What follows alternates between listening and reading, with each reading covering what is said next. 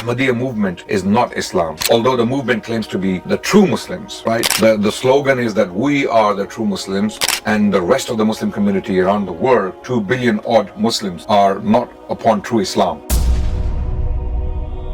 The first thing is that he's a prophet of God. Right. This is outrightly untrue. He didn't have the character of a prophet. He was. Why do you say that? He was narcissistic. He was abusive. He was foul-mouthed. Outrightly, he called people bastard children for disbelieving in him.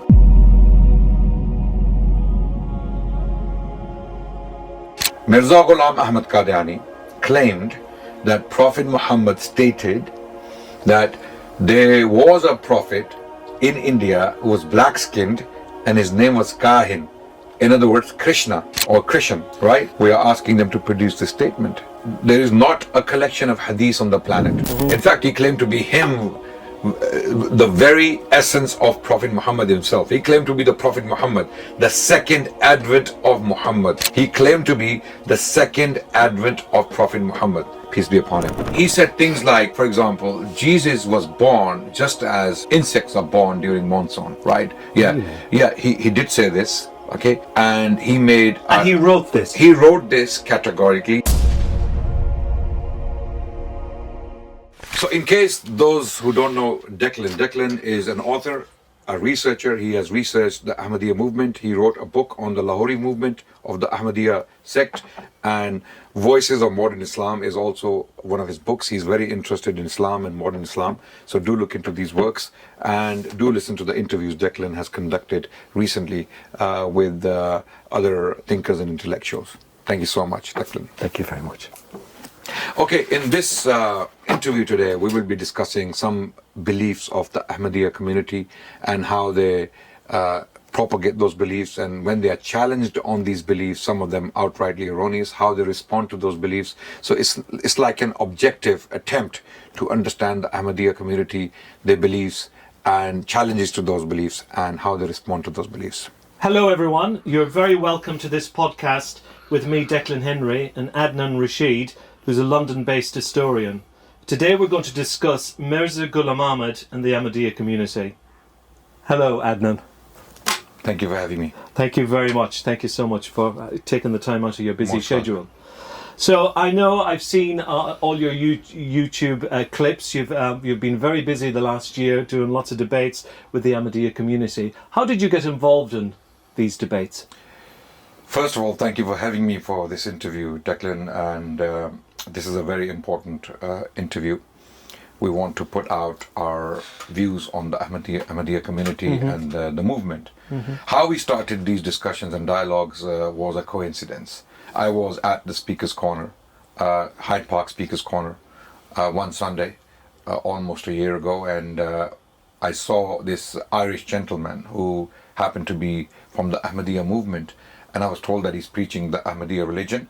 So I was asked to have a discussion with him, which I did, and this discussion turned into a debate. This is Ibrahim Noonan. He's the Correct. Imam of the mosque in Galway. Correct. Yeah. So he's a very important figure within the Jamaat. I've met him. I know him. Yeah. Okay. Very so nice man. I had a conversation with him. It started as a friendly conversation, then it turned into a debate for 2 hours. So we had a 2 hours debate, which went viral on social media. You know, this is the age of social media. It went on Twitter, TikTok, on Facebook, on YouTube. People started posting it, and before we know, it was a global phenomenon. For some reason, people were hungry for this content in the English language in particular. And then we had a follow-up conversation for almost an hour, and that was also recorded, and it went out. So that started the process of this dialogue, debates, and exchanges, which continues to this day, after a year, nearly a year now. Yeah. But as a historian, did you know much about the Ahmadiyya community before you started these debates? I had basic knowledge that Mirza Ghulam Ahmad Qadiani was a claimant to prophethood, and I knew basic failed prophecies he had made. I had knowledge of that. I had knowledge of his abuse that he had used against people. So I raised these questions with Ibrahim Noonan, and we had very interesting conversations. Yeah. So from that first debate in Speaker's Corner, that stimulated your appetite to delve more into this? Absolutely. Yeah. And I had to, because for the next year, we would debate Ahmadis almost on weekly basis, right? So we had to read up on Mirza Ghulam Ahmad Qadiani more extensively. Then another individual came along, Muhammad Imtiaz. You might be aware of him. Yes, I am, yes. He got in touch with me. He had already completed his master's degree on the Ahmadiyya movement. He had read extensively. He had pretty much read most of Mirza Ghulam Ahmad Qadiani's books. So I realized that he has very good knowledge of the movement. So we got him involved in our dialogues as well. And since then, he's been very busy as well. Yeah. Yeah. So from the debates that I've seen, Adnan, you seem to have put across many interesting scholarly arguments. So what sort of a response have you actually got from the Ahmadiyya community themselves? We never get a straight answer. Okay. The Murabbis or the missionaries of the movement have devised strategies and tactics to avoid direct, difficult questions. We pose direct questions, but we never get a direct answer. Anyone who watches our streams with them in the English language, I'm talking about the missionaries, I'm not talking about the common Ahmadis. Common Ahmadis are normal working class people. They are going about their business. They are educated people, many of them doctors, engineers, highly qualified I know many of them, persons. Yes. And they are decent people. They are very nice people. But the trained missionaries, they're a different kettle of they fish. are absolutely different breed altogether. Yeah. And they are very manipulative. We have found them to be very manipulative. They don't give direct answers. And when they get cornered, they avoid debate altogether. They completely disappear. I'm surprised. Well, on one level, I'm surprised because one of the criticisms that they have always put across the Ahmadiyyas that I've spoken to is, the lack of dialogue. No, this is before you started and before the debates online have started. The lack of dialogue that they always said, Sunnis don't want to debate us, Sunnis don't want to talk to us. Well, this is the ideal opportunity now that there are so many debates and they're lively debates, they're incredibly interesting, and you are touching upon those questions that really need to be asked but also need to be answered. Absolutely. You see, Declan, social media phenomenon has changed the dynamics for the Ahmadiyya movement. Now they cannot simply ignore and get away with it. No. 30 years ago, yes, before the internet. Absolutely. Yeah. For the last 100 years, Yeah. they have been making these claims that the Sunnis cannot debate us. They don't want to debate us. They run away from debates, which is a lie, by the way. Our scholars for the last 100 years from all denominations of Sunni Islam have been actively debating and having dialogues with the Ahmadiyya community. They have written books upon books. Encyclopedias have been produced by Sunni scholars in the Urdu language, mainly because the cult came from, I call it a cult, because it operates like a cult. That's my personal opinion. Okay, it was born in India, then flourished in Pakistan later on, and this is why the Indian subcontinent scholars feel more responsibility towards producing works on this particular movement, and they have done so. But the claim that Sunnis are avoiding the discussion and the dialogue has been now binned since the last 1 year activism on our part, because we have now opened the gates of dialogue for the Ahmadiyya community. We have streams every single Saturday. Since the last year, we have had live streams where the floor is open to the Ahmadiyya scholars, if they have any.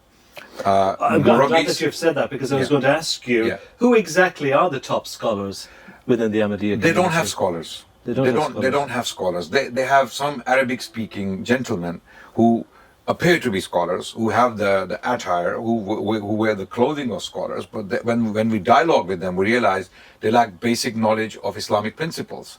So if they are scholars... And are they based here in the UK or in Pakistan? They are based in the UK. Some of them are based in the Arab world. For example, they have one person in Jordan. There is a Palestinian person who speaks Arabic. So they parade them around the world as trophies.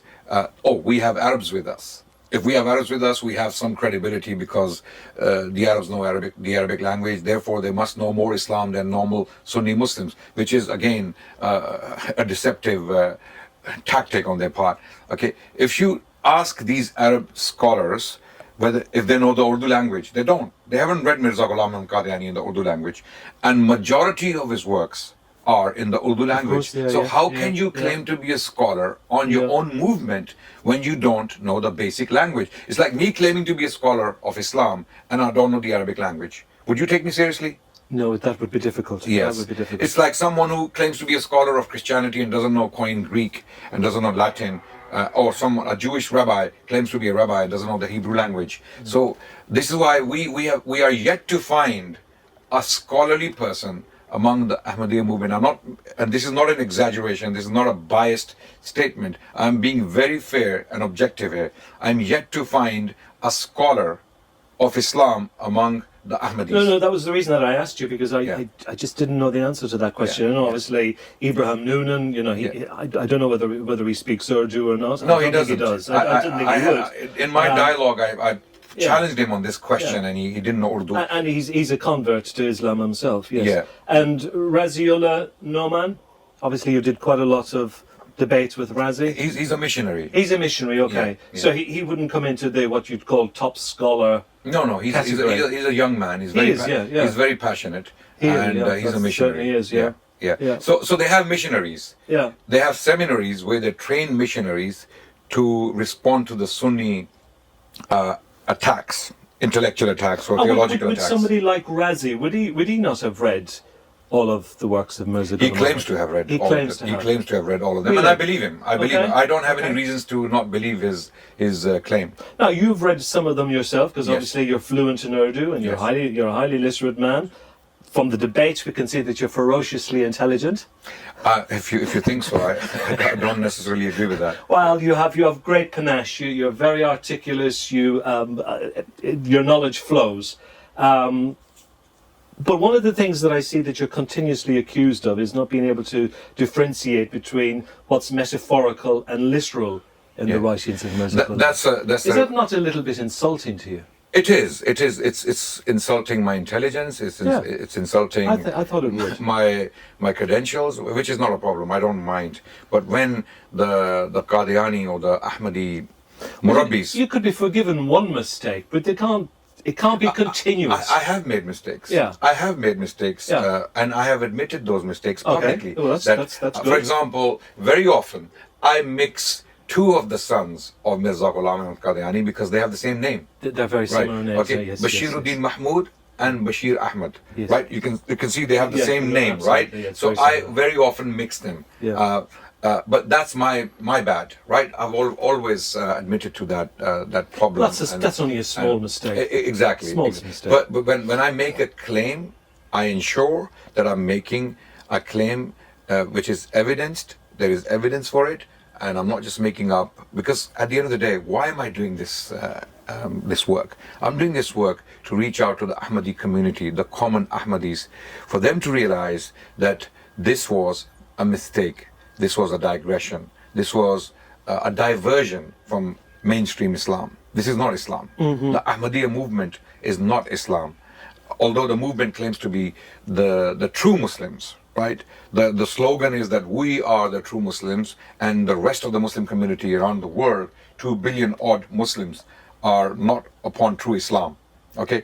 In fact, we can show from the books of Mirza Ghulam Ahmad Qadiani and his son Bashiruddin Mahmud, where they made blanket excommunication of the entire Muslim community.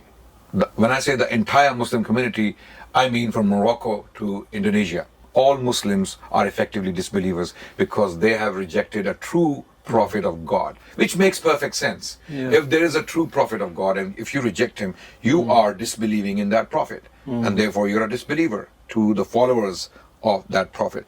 So effectively, Mirza Ghulam Ahmad Qadiani and his son made takfir. We use the word takfir for excommunication. They made takfir of the entire Muslim ummah. The entire Muslim community. I've read that. Yes. When I was researching the Lahori book. They deny it today. They say, no, we don't actually believe you are disbelievers in the true sense of the word, but you are disbelievers in a lesser sense. Basically, you are not true Muslims. You reject the Messiah, the promised Messiah. You reject a true prophet of God, Mirza Ghulam Ahmad Qadiani, to them. Therefore, you are not true believers. But we know this is dissimulation. We know this is dissimulation. This is hiding their true beliefs. Because recently I had a dialogue online, it's on my channel, where I posed this question directly to the Murabbis, including Raziullah Nauman, and they made it clear that we consider you to be disbelievers. You are disbelievers. So that was a contradiction. Yes. I mean, the Jamaat, official Jamaat position is that, no, you are not true Muslims. We don't call you disbelievers in the true sense of the word. But the Murabbis, the missionaries, when they were cornered, they actually came out with it and they said, yes, we do consider you to be disbelievers. Just like the Lahori movement. It's a bit just confusing, isn't it? It is. I mean, not only us, even the Lahori movement. Am I a believer? Am I a believer? Yeah. But they declare the Lahori movement, the mainstream Qadiani caliphate based in London, this particular movement declares the Lahori movement to be a disbelieving movement. There is another group called Sach Parast group. They are also disbelievers. There's a Jamba group, which is also basically a bunch of disbelievers. So they make blanket excommunication of all people who do not agree with them. So really, if you were to believe all of that, there are very few Muslims in the world. By that reckoning? Correct. Yes. By their reckoning, Yes. by their standards, there are very few Muslims in the world. Yeah.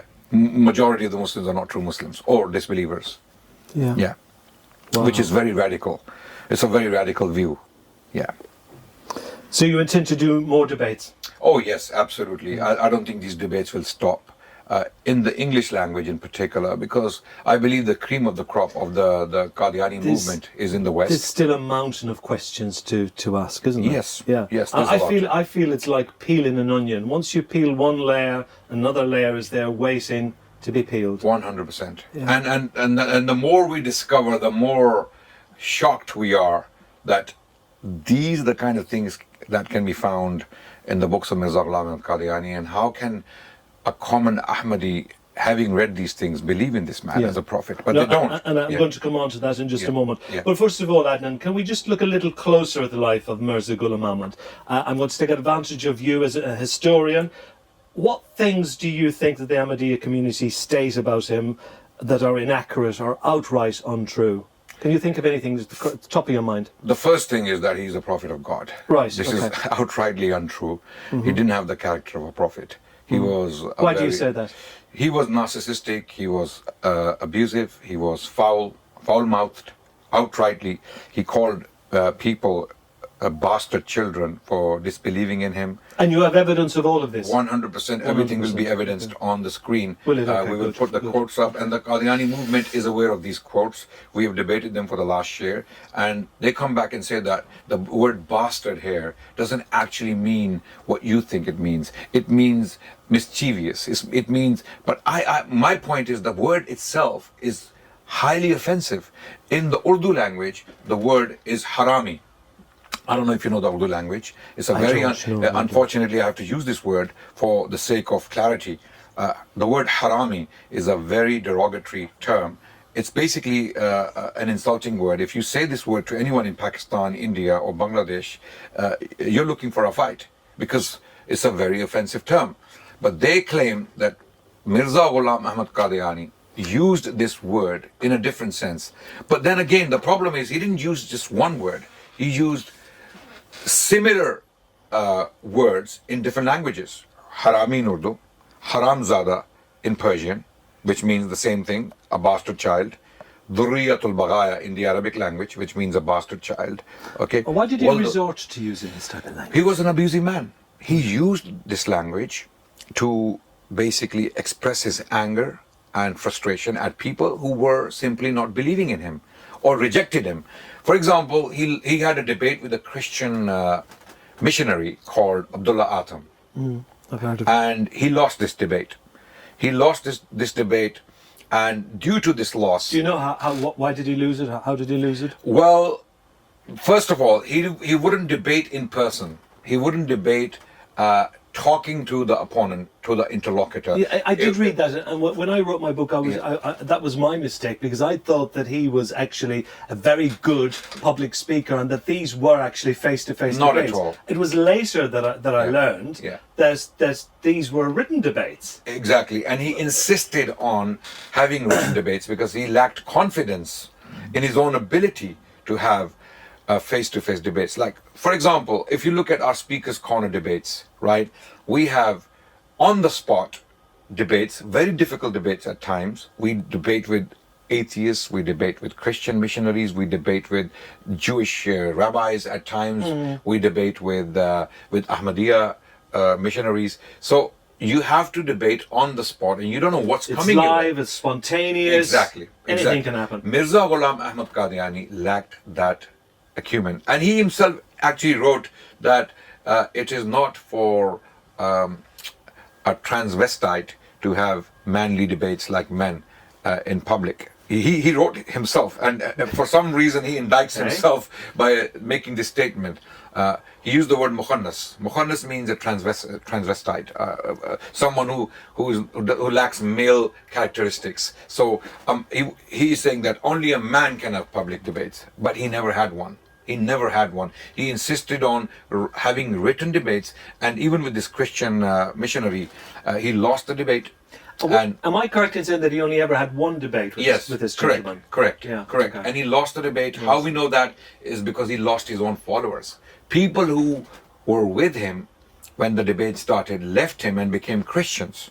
Okay, and when he was questioned by his own followers about this loss, he came up with something very strange, and an outright lie, for that matter. He claimed that this is not something new. Prophets always lose followers due to such events. For example, he gives an example, and which is a lie, and he attributes this example to a very famous Muslim author called Ibn Kathir, who lived in the 14th century CE, who wrote one of the greatest commentaries on the Quran. He attributes this lie to him, stating that Ibn Kathir wrote that at when the Treaty of Hudaybiyah took place between the Prophet and his tribe Quraysh, because they didn't allow him to enter Mecca that year. He said when the Prophet was not allowed to enter Mecca in that year, many of his truthful followers, I'm using the exact words, many of his truthful followers left him. They left Islam, which is an outright lie.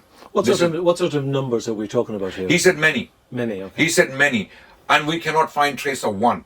We cannot find any trace of any follower leaving Islam at that point. No, we cannot find one. Okay, but he said many. The point is, he said many, more than one. Okay, right? But that statement is not to be found in Ibn Kathir. He mentioned Ibn Kathir by name, and this he said to his son-in-law, who was a Nawab, who was a prince. His daughter Mirza Ghulam Qadiani was married to one of the rulers of the princely state, and he wrote this letter to his son-in-law, trying to convince him that this is not a new thing. This is not a big deal if I lost followers because of this debate. And he lied. He lied. And we asked the Jamaat, the missionaries, can you produce that reference? Can you show us where Ibn Kathir actually wrote that? Because Ibn Kathir is well known, is published throughout the Muslim world. We have manuscripts upon manuscripts. We have printed copies in millions. They handed it over. Yes. They did? Okay. Who handed? Sorry. The Ahmadiyyas. When you asked them for that. No, they did not. This is the point. They cannot produce it. It doesn't exist. Okay. That reference does not exist. Ibn Kathir never said any such thing. It doesn't exist. So therefore, how many times did you ask them for that evidence? Almost every time we ask them, and they don't have an answer. They simply don't have an answer. They play games. They try to explain it away. Oh no, this might have happened. That might have happened. He didn't actually mean his. But who does he mean? Many truthful ones among his followers. If he wrote it, let you decide what he said. Yeah. They need to show it to you, don't they? No, and we have given them 1 year, more than 1 year, to produce all these references. And there are many other examples. For example, he claimed that Prophet Muhammad had talked about Krishna, the Hindu deity in India, right, okay. That he was a prophet of God. Mirza Ghulam Ahmad Qadiani claimed that Prophet Muhammad stated that there was a prophet in India who was black-skinned and his name was Kahin. In other words, Krishna or Krishan, right? We are asking them to produce this statement. There is not a collection of hadiths on the planet where we have documented or recorded Prophet's tradition and his sayings. We cannot find any report that shows us that. Another claim Mirza Ghulam Ahmad Qadiani made about the Prophet of Islam was that when there's a plague, you leave the town. Mirza, in his review of religion, there is a source called Review of Religion. It's an Ahmadi source. And they quote Mirza Ghulam Ahmad Qadiani saying that when there's a plague, Prophet Muhammad said, when there's a plague, leave the town. But we find the reality is completely opposite. We find the Prophet Muhammad saying in an authentic report that is reported from him that when there is a plague, do not leave your towns, and if you are outside of the town, do not come into the town. Well, that makes perfect sense. Absolutely. Doesn't it? Otherwise, Absolutely. You don't want to spread the plague. Exactly. So the Prophet Muhammad categorically stated that when there is a plague, do not leave the town. Mirza Ghulam Ahmad Qadiani attributed the exact opposite of that. What was his rationale for giving that advice? To appease the British government at the time, because there was a plague in India, and the government wanted people to leave the towns to go to certain settlements to stay in. And he made up this report to appease the government, to basically convince his followers that you can leave the town and go to another place to settle there. And he did that for the British government. Wow. To support the government policy at the time in the Punjab region, right? So this is why Mirza Ghulam Ahmad Qadiani came up with this hadith. We have been asking them for the last year, where is this report? Where did the Prophet actually say, when there's a plague, leave the town? Just like Mirza Ghulam Ahmad Qadiani attributed this report to the Prophet of Islam. What we find is to the contrary. The Prophet said, do not leave the town, or if you are outside, do not go into the town. Well, that makes such common sense, isn't it? And there are, Declan, there are tons of other examples that we can give, but we do not have time for No, I appreciate every that. single And example. You've given me a few today, and I expected a few. But there would be literally hundreds of them. I haven't counted, but there are tons upon tons of examples where he attributed information to the Prophet of Islam, and we cannot find that information in our books or in the books of hadith. Another report he attributed to the Prophet is that the worst scholars will be from the 14th century, or the 14th century scholars will basically disown the Messiah. They'll disbelieve in the Messiah. We're asking them to produce the report. Where's the report? Okay. If you're using a claim against the Muslims, Yeah. the larger body of the Muslim community, you have to substantiate your claims. Where did the Prophet say that the 14th century scholars will disown the Messiah when he comes? It's not to be found. I'm surprised at that, because one of the things that I find with the Ahmadiyya community, and particularly even looking with some of these debates, they're very hot on evidence, and they like people to give them evidence, but you're saying today, you're turning the tables, you're saying that you're asking them for various pieces of evidence, and they're not producing them. You see, what they do is, one of the tactics they have mastered is the fallacy of whataboutism. Okay, when you ask them about Mirza Ghulam Ahmad Qadiani and his shenanigans or his controversial statements in his books, they present 10 different books to you from the wide ranging literature of Islam or the Sunni Muslims, for example. And we have colorful literature.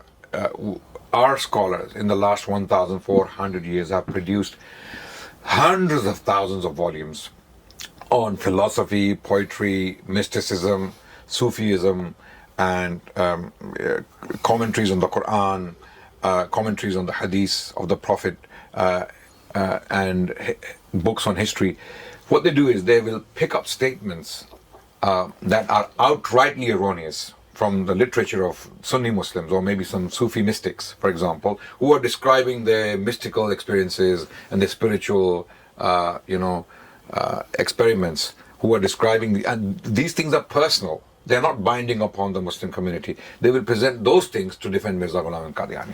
That look at these shenanigans. Oh, you think there are shenanigans in Mirza's books? There are mistakes, there are errors, there are outright absurdities in his books. So you think that's used as deflection? 100%. This is a tactic they have used for far too long, and now we are telling them, look, if you are Muslims, you claim to be Muslims, then the Quran must be your place to go. To substantiate any belief you hold, you must go to the Quran. If Mirza Ghulam Ahmad Qadiani makes a statement, you must be able to substantiate that statement from the Quran or from the teachings of the Prophet Muhammad, because he claimed to be one of his followers, right? In fact, he claimed to be him, the very essence of Prophet Muhammad himself. He claimed to be the Prophet Muhammad, the second advent of Muhammad. He claimed to be the second advent of Prophet Muhammad, peace be upon him. So he claimed many things, by the way. This is another topic we can discuss later on. What was he? What was he? What was Mirza Ghulam Ahmad Qadiani? Well, it seems to me he was a lot of things. He was a lot of things. Yeah. He claimed to be Prophet Muhammad, the second advent. Yeah. He came up with a belief. I'd hold on for that just a moment, because Yeah. I'm going to come on to the Prophet Yeah. Muhammad in just a moment. But as a Christian, one of the things that I did want to ask you, and obviously I think it's mentioned in one of your debates, he's alleged to have said really some highly insulting and derogatory things about Jesus and Mother Mary. Can you give me some examples of these? And I know there's in one of your debates you were limited because you said he used very vile and very foul language, and I'm not asking you to use any of that here today. But can you roughly, as a Christian, and obviously I think there's 2.4 billion Christians in the world. Any Christian I ask about Mirza Ghulam Ahmad, they will have never heard of him. Yes. I don't think he's made any impact on the Christian world, even though he claimed to be the promised Messiah for all humanity. Very few have heard about him. Well, he came to defeat the cross. Yes. That's the claim he made, and that's the claim he used from the tradition of the Prophet, because he claimed to be the second coming of Jesus too. Did he think that was licensed to actually say, really derogatory things about Jesus? He actually did say a lot of derogatory and insulting things about Jesus Christ. He actually insulted Jesus Christ throughout his literature, which is blasphemy to Muslims, by the way. Why? Yeah, no, Okay. I know this. For Muslims, Of all the Muslims I've met in my life, I've never, ever, encountered a Muslim that has said a bad word about Jesus. and even when we debate Christians and use accusative answers, for example, we use passages from the Bible to show them how erroneous their beliefs are, for example, the divinity of Jesus Christ. When we use examples, we are very respectful about Jesus Christ. We don't insult him, we don't degrade his character, we don't say things that can be insulting. But if we talk about Jesus, first starting with Jesus Christ himself, before we get to Mary. Yes, please do. Please tell me. He said things like, for example, Jesus was born just as insects are born during monsoon, right? Yeah, Really? yeah. He did say this, okay, and he made. And he wrote this. He wrote this categorically. You might be seeing it on the screen right now, okay? He said Jesus was born just as insects are born during the monsoon season, okay? So his birth was nothing incredible. He also said that his birth was nothing incredible, okay? Because he denied the virgin birth of Jesus Christ. He denied it, okay? This is a belief the Christians and the Muslims both share. This is a common belief of the Christians and the Muslims, okay? This is stated clearly in the New Testament, and it is stated in the Quran also, that Jesus was born of Virgin Mary. Mary was virgin when she conceived Jesus Christ by a miracle. This was a miracle of God. And this is how God wanted to establish the importance of Jesus Christ as an incredible personality, because his birth started with a miracle. Okay, then he spoke from the cradle. The Quran has verses in chapter 5, okay, of the Quran, where Jesus spoke from the cradle. Okay, and also, chapter 19, where the story of Mary is told in the Quran, that he spoke from the cradle. Okay. So Quran and the prophetic tradition of Islam, it honors Jesus and his mother beyond any Arab personalities. Okay, Prophet Muhammad was an Arab. Okay, and he came from a very staunch Arab background. Okay, for him to be praising an Israelite and his mother. This doesn't make sense. Yeah, well, because when I was doing research for my first book, I Yeah. did read somewhere that the Prophet Muhammad, of all the prophets, he felt closest to Jesus. Correct. Yeah. Correct. And he even stated that we, the prophets of God, are all brothers. Okay, and do not raise the rank of one at the expense of the other. Right. So we do not make any difference. This is a verse in the Quran. We do not differentiate between prophets of God. Mirza Ghulam Ahmad Qadiani, on the other hand, he stated, like I mentioned earlier, that Jesus was born just as insects are born during the monsoon. Okay, without any biological wonders happening necessarily. That's what he stated. Number two. Why would he have said something like that? He wanted to deny the virgin birth of Jesus Christ. He was a naturalist. Okay, he was a naturalist, and he didn't believe in the supernatural. Okay, and why he was a naturalist is also a very interesting topic. In the 19th century in India, there was a naturalist movement going on, which was initiated by a man called Sir Syed Ahmad Khan, and Mirza Ghulam Ahmad Qadiani was influenced by that movement, and that's why he expressed some of these views. But why he insulted Jesus in this way was because he claimed to be the second coming of Jesus Christ. Prophet Muhammad had foretold in authentic reports that I take an oath in the name of Allah, in the name of God, who has my life in his possession, that Jesus Christ will return before the end times. So this is eschatology. This is Islamic eschatology. Just like the Christians believe that Jesus Christ will return, Muslims also believe that Jesus Christ will return in person. Okay, physically he will come back. We believe he wasn't crucified, he wasn't put on the cross, and he wasn't killed. Okay, he was saved against his enemies. God saved him. He prayed to God, he was saved, and he was raised alive to the heavens as a miracle. Age 33. We don't have the age, we don't have the number, okay? But around that age. Around that age, in his 30s. He was a young man. Yeah. I'm not sure if the hadith literature actually documents his age. I may be wrong. But okay? his life on earth ended then. Yes, his ministry to the Israelites, and because he was sent to the Israelites. The Quran makes a categorical statement that Jesus Christ was sent to the Israelites, and that was his prophetic ministry. He did his job, and he was raised alive, to be kept alive until he returns. And he wasn't killed, he didn't die. So we believe right now Jesus Christ is with God, alive. Okay, how, where, in what conditions, we don't know. God is perfectly capable of keeping him in a comfortable position wherever he wants to keep him, right? And he will be sent back to do a specific job, which is to basically break the cross. Literally, break the cross means he will challenge Christians and show them the true belief which he preached himself when he was on earth. And he will tell them that they have been wrong all the way, believing that he died on the cross, believing that he was God Almighty. He was one of the persons from the Trinity. He will come back to do that. Okay, and then he will kill swine. Okay, and he will basically lift jizya. Basically, this will be the final showdown. This is Armageddon, basically, right? And he will kill Antichrist, Dajjal. We know him as Dajjal, the Antichrist, who will come near the end of times, and he will be a great trial for humanity, and Jesus Christ will specifically come back to kill him. Okay, this is why he's coming back, not as a prophet to the Israelites again, because he had already done his prophetic capacity. Mirza Ghulam Ahmad Qadiani claimed to be that second coming, and in order to do that, he had to kill Jesus Christ. First, Mirza Ghulam Ahmad Qadiani claimed that Jesus was crucified. He was actually put on the cross, nailed to the cross, and survived. Yeah. That's one thing. Second thing, he mentioned that after he survived, he traveled towards India, and he died in Kashmir and got buried in Kashmir in Srinagar. Aged 120. Okay. Yeah, exactly.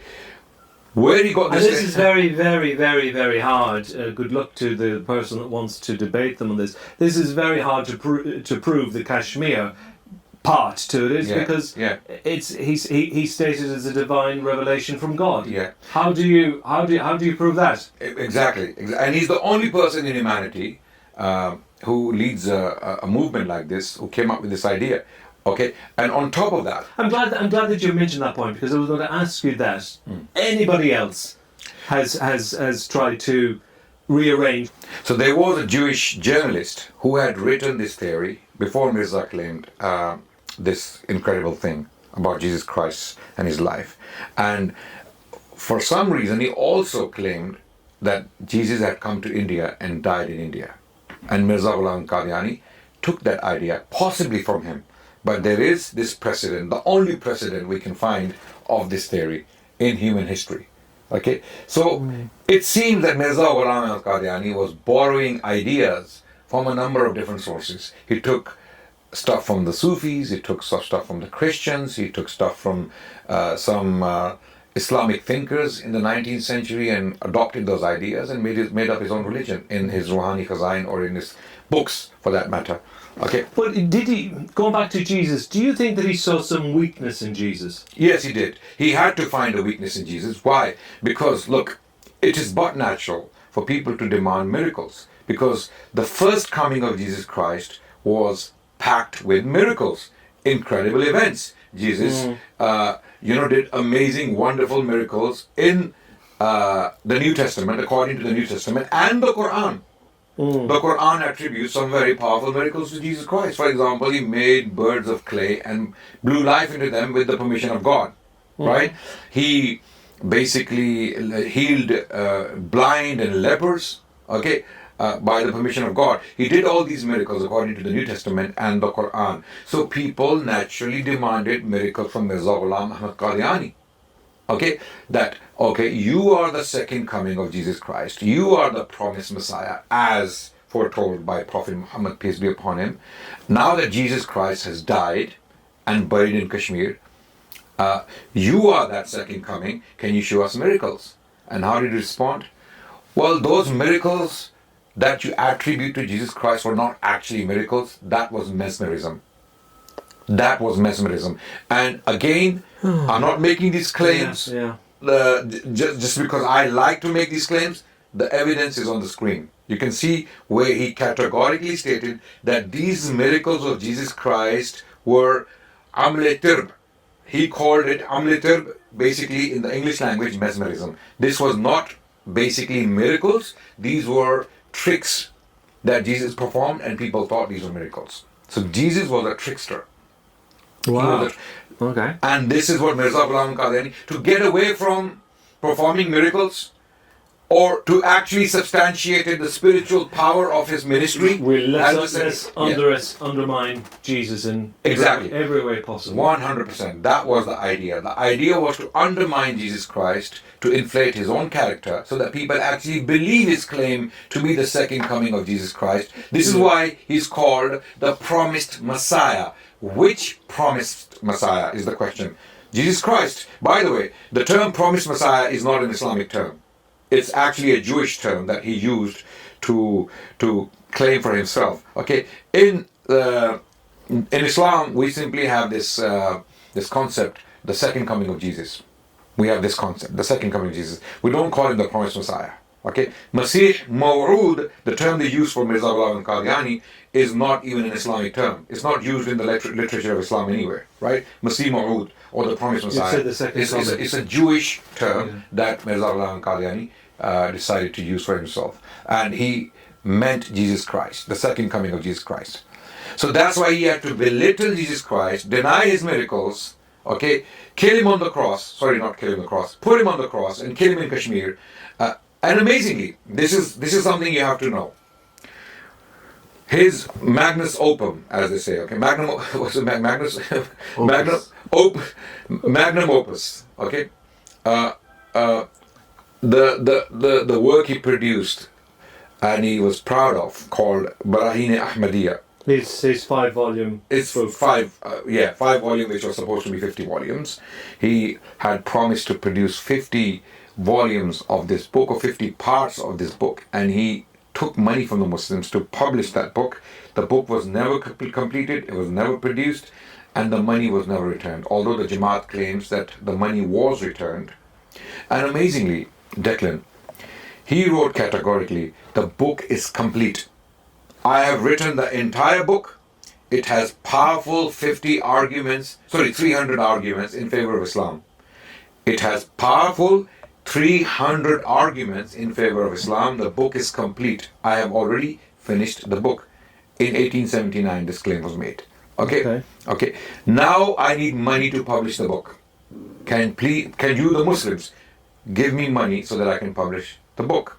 We did an entire stream on this, by the way. It's on our channel.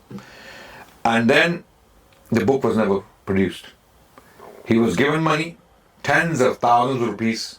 Muslims from all over India sent him money to produce the book, because by this time he hasn't claimed to be anything like a prophet of God or the promised Messiah. He's still in the early stages of his claims and ministry. So his reality is not actually known to people. People think he's a prolific author who is going to produce this great work to defend the beliefs of Islam and the arguments of Islam. So he has promised to produce this book, which is already written, right? And then the money is received in tens of thousands of rupees, which is a lot of money in the Indian subcontinent.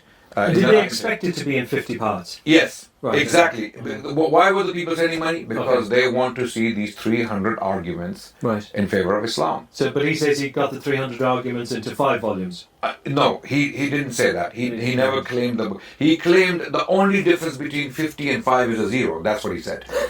and again, I'm not making this up. Right. This is all there. It's all recorded. It was a clever answer. Yeah, it was a very clever answer, because to get away, to keep the money and to get. So his ministry started with a fraud, with deception, with daylight robbery. What he did produce. He produced only 5 parts. This was one of the questions I was going to ask you. Yes. Was it really highly intellectual? No, it wasn't. Unfortunately, it was borrowed information, and all the good stuff he had written in this book was borrowed from other sources, Islamic sources. It was all borrowed and plagiarized. Okay, so the credit doesn't actually go to Mirza Ghulam al-Qadiani himself, but to those authors who had written this information before him. So whatever good stuff he has written in this book, and there is good stuff in the book, he has written it having borrowed from other sources before him, right? But whatever stuff that came from his own mind is basically is below, decent level or substandard. It's substandard stuff, okay? And the Jamaat claims to be, Jamaat claims for him to be the king of the pen, okay? Sultanul Kalim or Sultanul Qalam, I don't know. Yeah. Or the king of the words. I want to ask you a little bit about his works in just a moment. But just to finish. But I want to come back to Jesus. I was going to ask you about Jesus and about why did he attack Mother Mary? Okay, we're going to come back to Mary. But let me give you some other examples what he actually called Jesus Christ. Okay. He called him a drunkard. He did, yes. So that in one of your. He called him a drunkard, and this was his personal belief. The Jamaat comes back and claims, no, this was accusative answer. He was using biblical text to get back at the Christians. And we claim... Well, where does it say in the New Testament that Jesus was a drunkard? Exactly. Where does it say that he was drinking? I found that extraordinary, that they think that the New Testament is anti-Jesus, so that it would contain these references that would be highly derogatory to Jesus. Absolutely. But this was the New Testament is pro-Jesus. Exactly. It wants to present Jesus as some divine being. Well, you're not going to find it in the New Testament. You're not going to find derogatory things in the New Testament. Exactly. And this was his personal belief, his personal conviction that Jesus was a drunkard and he had relationships with prostitutes. And the Jamaat gets very disturbed by these... Is that twisting something about Mary Magdalene? Yes, it is. It is. And he also wrote that what was wrong with him, that he was getting his head massaged by a prostitute who had bought that oil from her earnings, her illegitimate, earnings. So he said these things in very, very strong words. Okay, and he claimed to have written this stuff as accusative answer, but then he broke his own principles. He put down a principle in his writings that you cannot use such vulgar and evil language for a beloved of God or a prophet of God, even in accusative answer. You cannot use such language, but he did himself. He broke his own principle that he put down in his works, that you cannot use such language even when you feel like throwing back at your opponents and throw something like, something disturbing as this. back at them. You cannot do it because we love Jesus Christ. That's what he claimed. But then he contradicts himself directly using terms like this. He also claimed that Jesus Christ, because of his birth, abnormal birth, whatever it was, okay, he lacked male organs. He lacked male organs. Yes. This is what he wrote. These are the details that are not known to the common Ahmadi. They don't know these things, that he actually wrote about this Jesus Christ. And this is not to be found in the New Testament. Let's say, let's for the sake of the argument. I've never heard that before in my life. Oh, well, he wrote this. He wrote this, and he claimed that he lacked because of the defect in his birth. Well, where did he get this information from? It was coming from his own mind. Yes. Okay, it was his perverted mind, and he was completely making this up, okay, in his own mind. And if the Jamaat claims this was accusative answer, show us where the New Testament or any of the apocryphal Christian literature states that Jesus lacked male abilities or male hormones or male organs. They won't find that. It is not there. Jesus was a man. Yeah. He was a man. We know him as a man, right?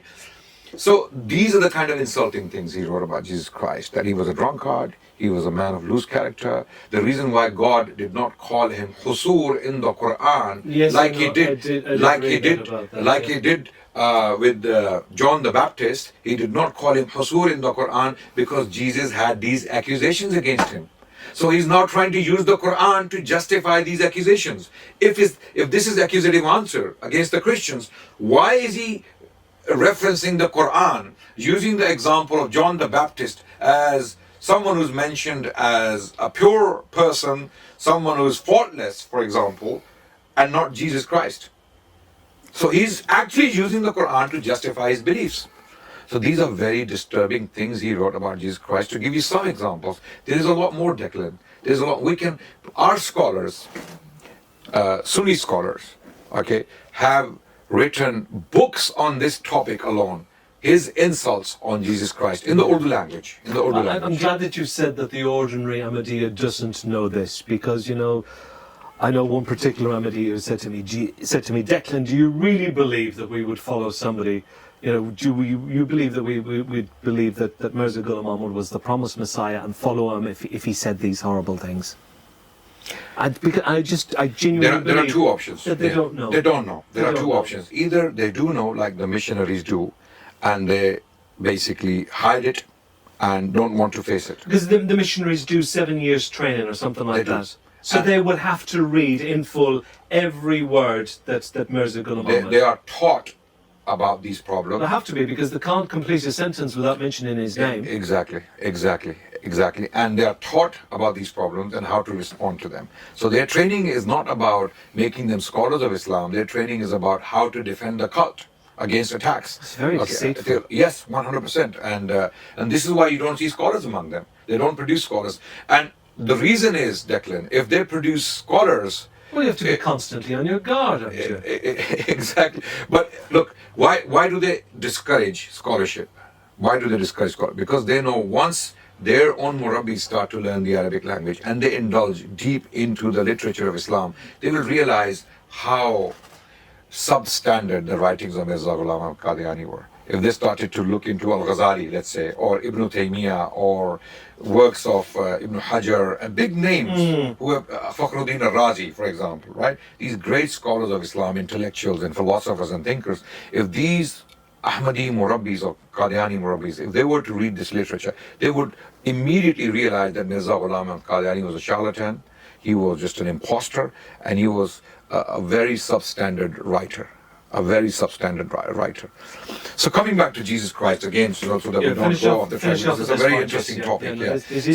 So these are some of the things he said about Jesus Christ, that outrightly insulting him, denying his miracles, and insulting him in this language. And he even claimed that Jesus, to defend himself, when he abused people in harsh language, using the term bastard child against his opponents. For example, those people who said that he lost the debate against Abdullah Atom, he said, if you think that, then you're a bastard child. Mm-hmm.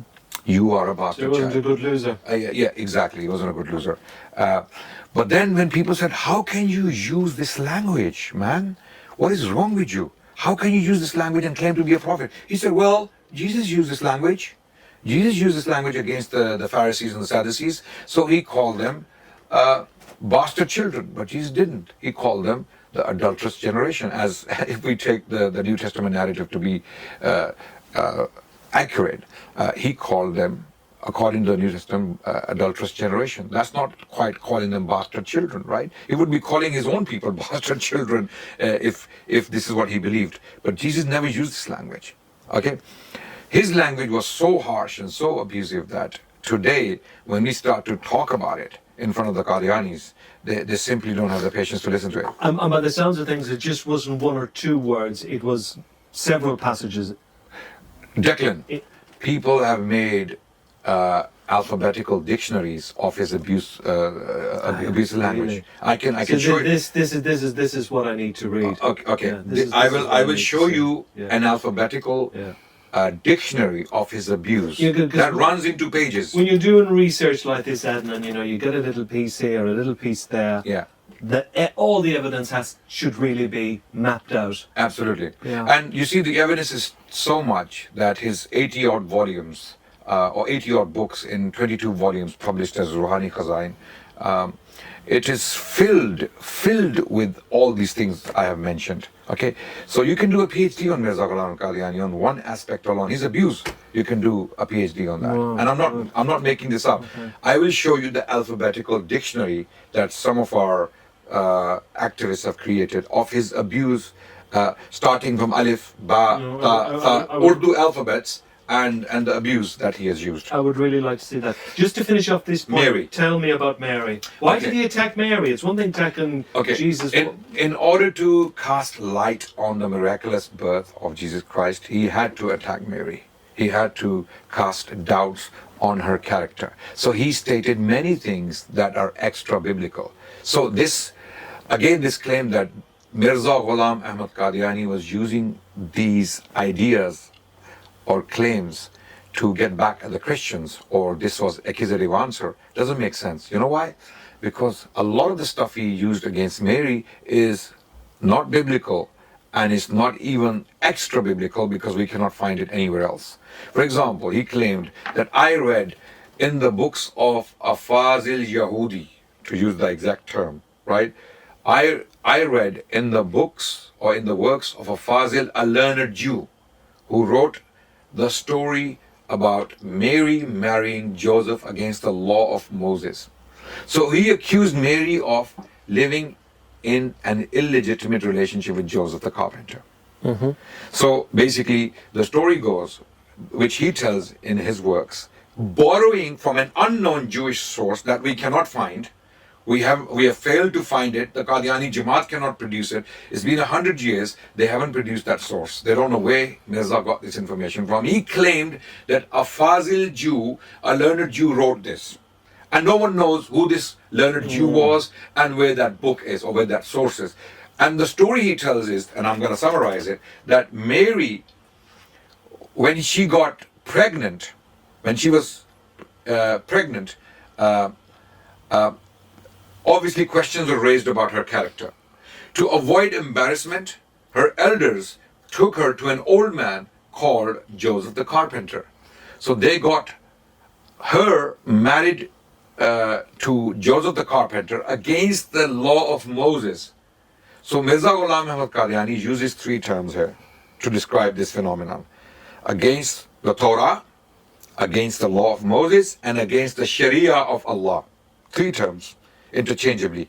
So this was against the Torah, this was against the Mosaic law, and this was against the law of Allah, the law of God. Mm-hmm. So in other words, Mary was forced by her elders into an illegitimate, a prohibited relationship, which amounts to adultery, right? Which amounts to adultery. Clearly, if you're not married and your marriage is not valid, legally speaking, you are living with a man you're not married to. Yeah. The marriage is not valid. So Mirza Ghulam Ahmad Qadiani wrote this, borrowing from an unknown Jewish source that we cannot locate. Okay, and then he endorses it. He endorses the story. He states that this story is valid. And it explains away many difficult things about the life of Mary and her experience with this difficult hour in her life when she was impregnated by a miracle. We believe by a miracle. Yeah. So he had to start with Mary, cast doubts on her life and on her character in order to transfer that guilt or that character defect into the life of Jesus Christ, and then do all those things we mentioned already. Okay, so Mary basically was attacked for this reason. Okay, and this is not biblical literature. We do not find this in the New Testament. It is not in the apocryphal literature. And you'd need to see this alleged source to see how valid. Non-existent. It doesn't exist. It does not exist. And unless Mirza can claim to have had a revelation, the book came from the heavens, and the Jewish rabbi who wrote this book basically never published it, or it never became public. But somehow he found it in India, and I wonder what language he was writing this book in, because it could only be in Persian, Arabic, or Urdu, the languages Mirza knew. He didn't know the English language. Okay, he had amazingly, he had some English revelations that don't make sense as well. Okay, I don't know if you've seen those. So he said a lot more about Mary. For example, he said Mary was a hermaphrodite. He also insinuated that she had male hormones within her body that produced Jesus Christ. Because he rejected the miracle of virgin birth, so he had to come up with some crazy explanation for this, and he claimed that Mary had male characteristics or male hormones, and her own sperm impregnated her. This is what Mirza Ghulam al-Qadiani wrote. So Mary was attacked by Mirza Ghulam al-Qadiani on so many different accounts. For example, he claimed that Mary was hermaphrodite. Really? Right, he did. She was some kind of transvestite / hermaphrodite person, and she had her own sperm. She had male characteristics. So transgender? Yes, along those lines. He wrote that, and the reference is on the screen, right? He wrote that she had male characteristics. Her own sperm that was within herself impregnated her, and this is how she became pregnant with Jesus Christ. So this goes against the Quran. This goes against the New Testament. It's just utterly obscene, isn't it? Absolutely. And these are the things the Qadiani Jamaat does not tell the common Ahmadis. They know these things, they know these problems exist, and they are hiding from these problems. They don't respond, they don't give a clear, straightforward response, and they try to play games like, again, whataboutism. What about this person? What about that person? Instead of defending Mirza Ghulam al-Qadiani, who was supposed to be a prophet of God, who claimed that Mary was such a person, and categorically states that there was sperm inside her that impregnated her, and this is how she was impregnated. Then we asked them, on a stream, can you produce an example from the entire history of humanity or a scientific journal where you can show us someone who is transgender or hermaphrodite, or someone who is like a transvestite, someone like that, got pregnant by themselves and gave birth to a child, and they started to, again, there is no such example. Wow. They couldn't produce it. They will do this, they will divert your attention, they will digress from the topic, they will go into another question altogether. But when we ask them specifically to produce an evidence for anyone in human history or a scientific journal that this is even possible, they cannot. So Mirza Ghulam al-Qadiani stated something so absurd that it's just not insulting, but outrightly absurd, scientifically speaking. On top of that, I'm just shocked. I'm actually quite shocked by that last bit. Yes, I've never ever heard anything. Well, this is there. It is there. We have discussed it extensively on our streams. I mean, again, if you handed them a book with all of this, yeah.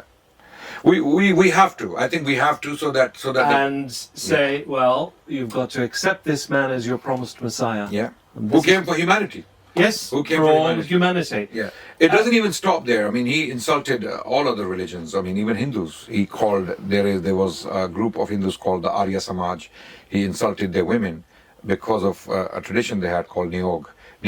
Basically in this tradition, when Hindu women could not be impregnated by their husbands, they could choose to have relations with other men by choice, so that they can get pregnant, right? Which is of course not acceptable to most people in the world, right? But this is a tradition they had. But he, using this tradition, he accused the entire community, in particular women, to be prostitutes. He said the women of Arya Samaj are prostitutes. He used this blanket term to describe the women of the entire group called Arya Samaj. In his poetry, he wrote some vulgar poetry on this as well. And again, Declan, the list of absurdities and abuse is so long that we simply do not have the time to address all those things in a short interview like this. No, but coming back to Mary, again, very quickly, I want to say a few last... do please, because there's two questions that I really do want to ask you before we end this interview. Okay, so Mary, basically, he, apart from this, he also claimed that she was partly to blame for the accusation against her. An accusation God defends her against in the Quran. Okay, she was accused of unchastity, right? This is very clear in the Jewish literature. In the Talmud, we have references, very unpleasant references to Mary for being possibly an unchaste woman. And God, according to the Quran, God defends her against such accusations categorically. And Allah tells us in the Quran that she was a pure woman. She never committed a sin. Mm-hmm. She was chosen by God to be a pure woman. Yeah. And anyone accusing her is clearly going against the Quran. But Mirza Ghulam Ahmad Qadiani wrote she was partly to blame for this accusation. Yes, her people accused her. They were to blame for this wrong accusation, but she was also partly to blame for her negligence, because she hid this information for far too long from them. His own story is contradictory. His own narrative on Mary alone, put aside Jesus Christ, put aside other people, on Mary alone, his own narrative is highly contradictory and problematic. And the list goes on and on and on. His insults are outright blasphemous, outright insulting and disgusting. And how do you think that people like me, how would you help people like me get to the truth? Because, you know, he wrote all these books, he wrote these 84 books. I've been led to believe that less than 50% of his writings have actually been translated into English. Now, I find it quite extraordinary, because the Ahmadiyya community, they have their own publishing house, is Islam International Publications. It's a well-established company. They've published the Quran, let's say, for example, in 75 languages. So, you know, they do disseminate, large volumes of work in different languages. But why in English, the universal language? Why not publish all his works in English? And they have the means to translate. 100%. They had the means almost 100 years ago. In the 1920s, they had the means to do it. But why don't ordinary Ahmadiyyas, and especially the younger generation, why don't they ask these questions? Because they are specifically and deliberately shielded away from this, covered. I mean, Mirza's writings, some of those writings are highly problematic. If they were to translate them into the English language, people who were to read them as the writings of their so-called prophet, they would be highly disturbed. They would be very shocked and disturbed, right? So that's why. Look at Muslims. But we have to see those. We have to really press for those to be published. But they're not going to do that, because they've had 100 years. They have the money. They are very rich. It'll have to be done for them. Possibly, yes. So if someone wants to do that, it would be a great service to the whole world, for that matter, so that people know what the teachings of this person are, so that the Ahmadis themselves can realize that they have made a mistake. Not their ancestors who didn't know better, who were illiterate peasants. I was going to ask you that, that in years ago, in Mirza Ghulam Ahmad's lifetime, what was the literacy rate of Urdu? Very low. Was it very low? Very low. So who was he writing for? He was writing for the literati, mainly, and initially people didn't realize what he was, and as soon as he started to come out with these claims that he is the Mahdi, he is the reviver of the faith, the Mujaddid, then he claimed to be like the Messiah. First he claimed to be like the Messiah, Masih Masih, then he claimed to be Masih Ma'ud, the promised Messiah, and then finally he ended up claiming to be a prophet in 1902, right? Just 6 years before he died. So there was a trajectory he was on, and some scholars of Islam had already realized the trajectory he's on, and they had warned the Muslims about his character and how dubious he was. But his immediate followers in his region, in his area, were a bunch of peasants. Majority of the Qadiani followers, common Ahmadis, are descendants of those peasants who were from the Qadian region or neighboring towns and cities. What would you say the literacy rate is currently amongst the Urdu population? Not very high in Pakistan and India, Not not very high, but they are highly educated in the West, naturally, because in the Western world, education is very important. They know they want their children to be educated, but not necessarily educated on the Jamaat and the literature of the Jamaat. Educated in medicine, in engineering, and other things. They are highly intellectual people. No, I don't dispute Yeah, that for a second. but when it comes to the knowledge of their own books, which is in the Urdu language, most of the Western audience is not even able to. They're read not Urdu. going to be knowledgeable if it's concealed from them. Exactly. Because, as non-Urdu speakers, Western converts and the Africans, we haven't mentioned the African community, well, they're going to be completely in the dark, aren't they, about Yes. the writings? Absolutely. And for the President Africans, they have, you see what they do is Mirza Ghulam al-Qadiani wrote some very simple texts and pamphlets and booklets as well. And they present those to the Africans, and they're filled with spiritual guidance and spiritual instructions. Why wouldn't people find them fascinating and interesting? Of course, yeah. Because someone talking sensibly about spiritual matters, you won't reject it. But his shenanigans, what I call the shenanigans, and the controversial stuff, and the absurdities and the lies and unfulfilled that was prophecies. what I was going to ask you. Yeah. There is a cover-up. Do you think that there's a cover-up in having less than 50% of his writings translated into English? I believe so. I believe some of his writings. What do you think the community? What do you think the Ahmadiyya community? What do you think the response would be to that? Their response would be no. There's no cover up, but clearly there is, because you've had 100 years. You have the money. You have the publishing houses. You're printing Qur'ans. You have translated his works. Muhammad, you're claiming he's the promised Messiah for all humanity. English is the universal language. I want to read all his works. Yes. I want to devour them. Every single word. And why wouldn't you do it? Yeah. Why wouldn't you do it? This is why the majority. It's not available to me. And this is why the majority of their Jamaat is ignorant of Mirza's own writings. And look at the Muslims. We have produced the literature of Islam, all the major works in the English language. We have Sahih al-Bukhari, the prophetic tradition, entirely translated into the English language multiple times. We have Sahih Muslim, entirely in English. We have other 6 books of hadith also in English and Urdu and other languages, right? Why would you do that with Mirza's books? Why, if he's a prophet of God, and you want his works to be out in public, and you want people to find that guidance and benefit from it, and believe in him, I find it extraordinary. then translate all his works. Why wouldn't they do it? I know that we're going to run out of time, and I'll have to come back a second day because there's just so many more questions that I'm not going to get through.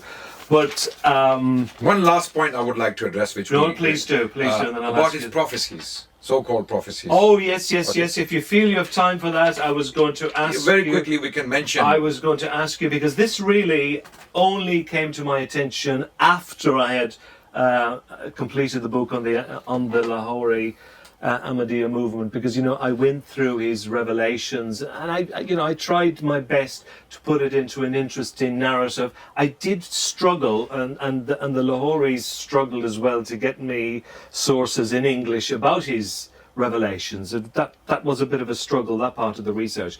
But one of the stories that wasn't given to me, and I have since learned that it's very controversial. And that's the story of Miss Begum. Yeah, Muhammadi Begum. Yeah, a very famous case. Could you, if you've got time, because there might be summarize, there might be many people that have never heard this. We have done extensive streams. Okay. We have done extensive streams on this topic alone. Anyone who wants to see the details, go to my YouTube channel, Adnan Rashid, and check out our streams. But why is this particular? Yeah, this particular revelation prophecy was very interesting for many reasons. First of all, Mirza wanted to marry this young man when he was already quite old, well into his 50s, right? And he wanted to get married to this young woman. How old was she? She was a young 11 or 12. She was a distant, from my research, she was a distant relative. That's right. Her father was a distant relative. Yes, and she was more closely related to his son's wife, Mirza Ghulam Qadiani's son's wife. And her father came to Mirza for some help and support in some land dispute. And Mirza, in return, asked for him to give his daughter in marriage to him. And then he made up a prophecy that God has already prophesied that this marriage will take place. And how old was Mirza Ghulam Ahmad? In his 50s. He was already in his 50s. So from my research, I believe he got married for a second time. Yeah. I think he was 49. Okay. He was 49. Yeah. Because he got married, first marriage was... With Sultan Jahan Begum, right? Yeah. Yeah. This is his second wife who gave him most of his children. Yes. Yeah. Right. Yeah. They had 10 children. Yeah. She was from Delhi. She was from Delhi. Well, right? when I said that 10 children, I do believe that 5 died at birth or in early collectively, infancy. Yes. This is a separate issue. With Muhammadi Begum, he wanted to marry her by hook or by crook. First of all, he expressed this desire, which was refused outrightly, flatly. But he was already married at this time. He was already married. He was already married. He was in his 50s already. And having children with his wife. Yeah. And he was extremely ill. He had many illnesses, including diabetes and melancholy and other conditions. He himself describes. He would go to toilet 100 times a day, according to his own confession. Yes, 100 times a day. And he wrote about this. He wrote about this, and he even claimed this to be a miracle. He said the prophecy about Jesus coming back with 2 pieces of cloth from the heavens, like Prophet Muhammad prophesied that Jesus will come back in Damascus with 2 angels. He will descend physically himself, and he will be dressed in 2 pieces of cloth. Okay, he said those 2 pieces of cloth actually represent 2 defects I have. One is the headaches, which is the top cloth that covers the top, and the bottom cloth that covers his lower part of the body is basically my excessive urination and defecation and spending time in the toilet. Literally, you seem to be shocked. You're shocked. You're surprised. I'm shocked. But he actually had the audacity to claim this. And it is surprising that decent people, working class people, doctors and engineers, they believe this man to be a prophet of God. He claimed that prophecy for himself, and his defects, medical defects, he used them to be a miracle of God, a sign from God, for that matter. So during his 50s, he had remarried for a second time, having all these children, obviously not very well, and he was still obsessed with this woman. Absolutely. Until the day he died. Why did he think that God wanted him to marry Miss Begum? He wanted to marry this. If God wanted him to marry this woman or this girl, it would have happened. He'd have arranged it. It would have arranged it. It would have happened. It would have transpired. It never transpired. Why was he obsessed with this woman? He felt that he wants to marry a young woman. Clearly, because this happened when her father. An old man's love. Possibly. Well, that's what Anthony Trollope would. It's anyone's guess. The author Anthony Trollope would call it. It's anyone's guess. It's anyone's guess. Okay. But the way he went about it, okay, was very indecent. Okay. For example, he published pamphlets and advertisements on her. Okay, mentioning her name publicly, dragging her name publicly, that this woman will be married to me. This is an unchanging destiny from God. This destiny cannot change. It cannot be averted. It can be delayed, but it will never be averted. She will marry me before I die. And he kept saying this until the day he died. Days before he died, he had mentioned this, that it will be fulfilled. And he died in Lahore, didn't he? He died in Lahore, and it never happened. It never happened. And the worst part, Declan, is that he said it is unchanging destiny. Taqdeer mubram. This is the word he used. This is the term he used, that it cannot be averted. It will happen. And you know how he went about trying to do it? He blackmailed people. He blackmailed his own son.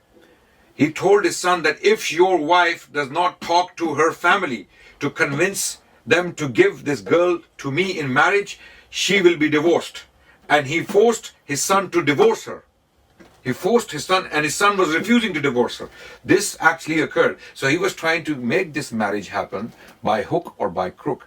Not that God had anything to do with it. He wanted to do it, but he put it all on God. And it doesn't stop there, Declan. This is one example. And many people, by the way, left him, so as they say, apostatized from his cult and religion, came back to mainstream Islam after they saw what happened, right? Because of his behavior towards this girl, this innocent young girl, and how it wasn't fulfilled, his so-called prophecy. Also, there are other things he mentioned. For example, he said that God has extended his life to a certain period, and God has told me specifically that he will live longer than 14 months from July 1907. This was against one of his opponents who had prophesied similarly to him that he will die within the next 14 months. Mirza responded in July 1907 saying, God has told me directly that I will outlive 14 months from July 1907. He dies in May 1908, 26th of May 1908. He dies within 9 months. So clearly God didn't know what he was talking about. God, I mean, they come back and say, no, this happened because the man who challenged him changed his mind, Abdul Hakim Patialvi. He changed his mind. But my question is, did God know that Abdul Hakim Patialvi will change his mind?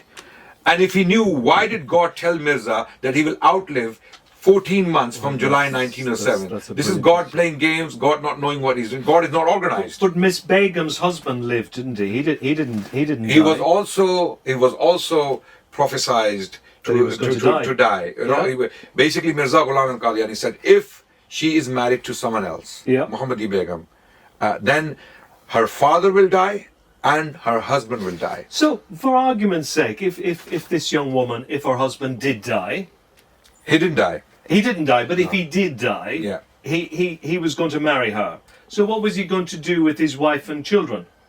He was still waiting for her to be married to him. He was waiting for him to die. No, but what would he have done with his wife? His own wife, because at that stage he'd been married, having all these children, his 10 children, 1 a year.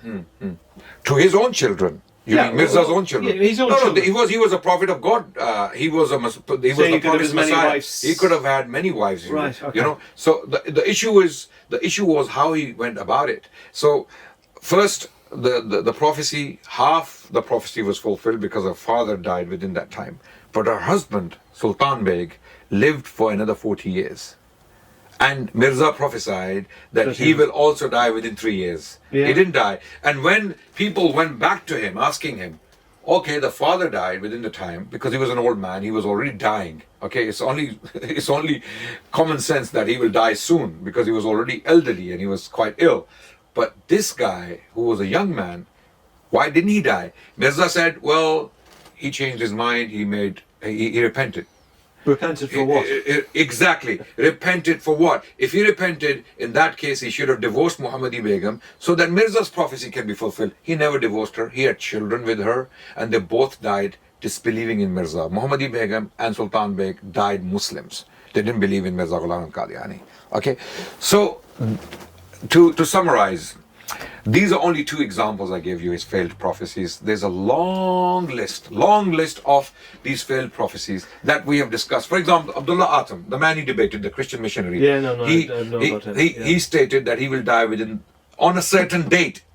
He didn't die. He outlived that date by many months, actually 2 years, if I'm not mistaken.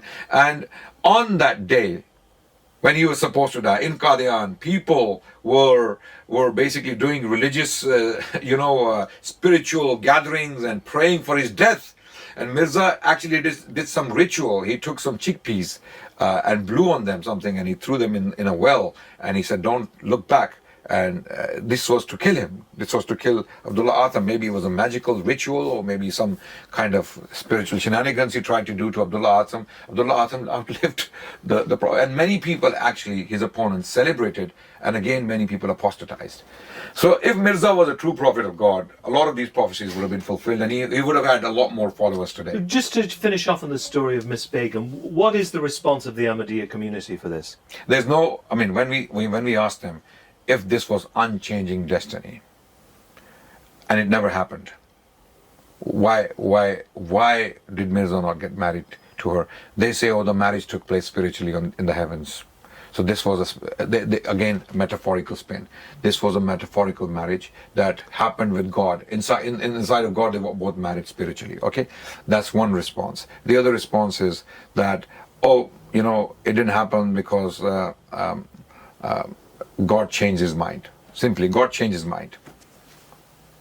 Okay, so there are many responses they give to this. Yeah. Okay, and they come back with many complicated arguments. Deliberately try to complicate things. Or look at this aspect, look at that aspect, look at this angle, look at that angle, to basically build a narrative to convince people that it wasn't that bad. But actually, Mirza, when he said it's unchanging destiny, the essence of the prophecy is